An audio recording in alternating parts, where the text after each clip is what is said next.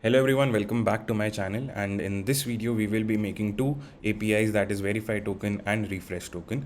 In the earlier videos we generated the JWT token and sent it in the login API, and if you have not watched the video you can definitely check it out. I will attach the link over there.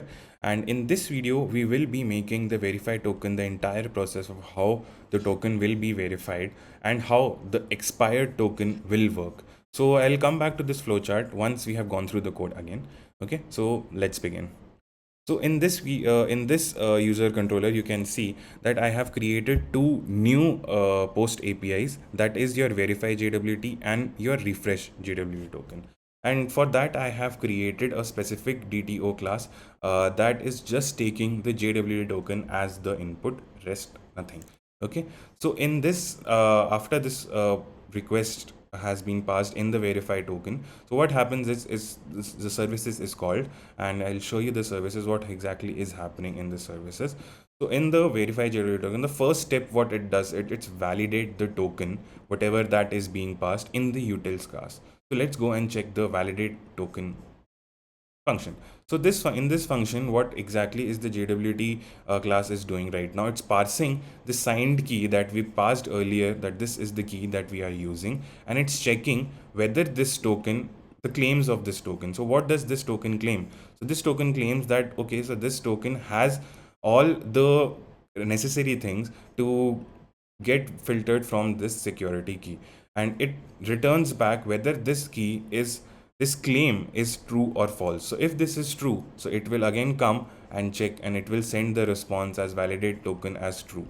Let's come back to the user services implementation, and as soon as this is checked that the token is valid, so what it does, the JWT token extract the claims from the JWT, again the token, and these claims in the subject the email is stored. So I'll come back to this.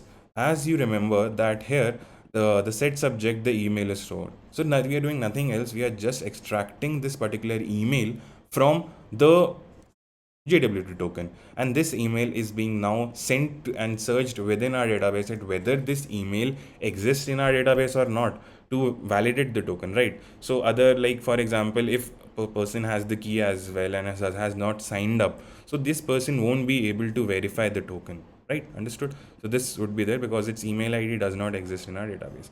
So it has two different things, that where token is valid, and then the token that the user is not found. Of course, the next case should be there, and the next case is the token is expired. So let's have a demo for this particular API what we have coded. So in this is a valid verify JWT, validate this JWT token, and we'll send this request. So okay, let's have a run at it first. I forgot to run. Anyways, yeah. So let's give it a time to build.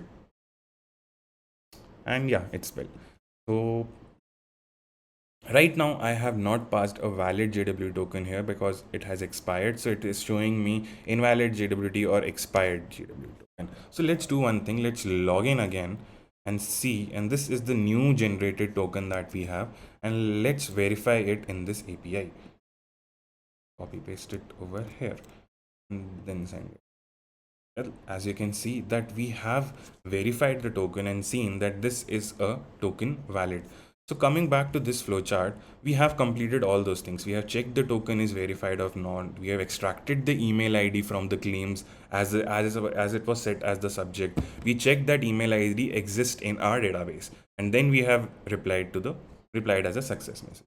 So I hope this is pretty much clear to you, the entire process of verifying the token. Now we'll move on to how to refresh the token. So in the refresh token, it basically works as you need to pass the old token to get the new token back again. We'll come back to the code and see how the code is functioning. So this is the refresh JWT token method that we have created. And in this method, as explained in the previous, we are first checking whether this JWT token is valid or not. Okay, whether this token has not expired, or there is not any process going on, like, or the claims are perfect or not, right? So here this is thing, and if it's not valid or expired, I have sent a message, the token is invalid or expired, now you need to log out.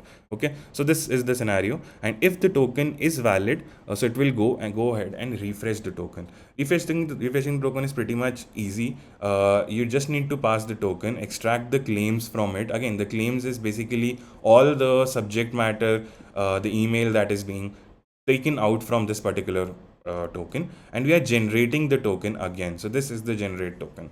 So this is how it's happening, and it's sending back the token that has been generated. So let's test this API and see how it's work. So this is the refresh token, and let's send this. So this is an old token that I have kept over here, and as you can see that when it's the old token, the invalid token or expired. So now the application needs to log out because your token has expired. You don't have any rights. So let's do again. So this was the earlier that we have generated the token, the new token that we generated after logging in. Let's see and pass this particular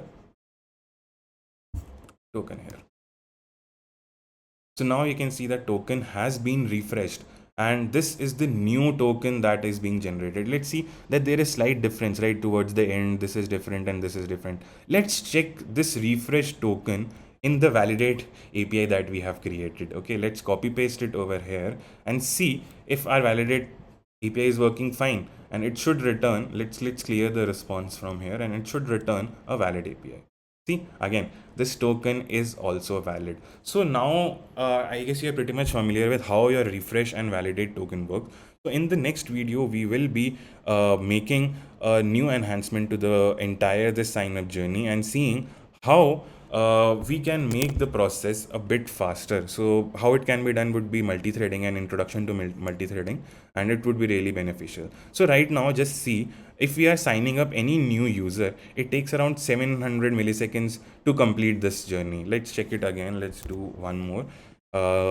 Yeah, 600. So this is an average time that it's taking. So let's work towards it, and let's figure out how multi-threading works and how we can make any API way more faster. Okay, so stay tuned for the next video, and I hope you like this video, and do give me a thumbs up and subscribe to my channel for my upcoming videos as well.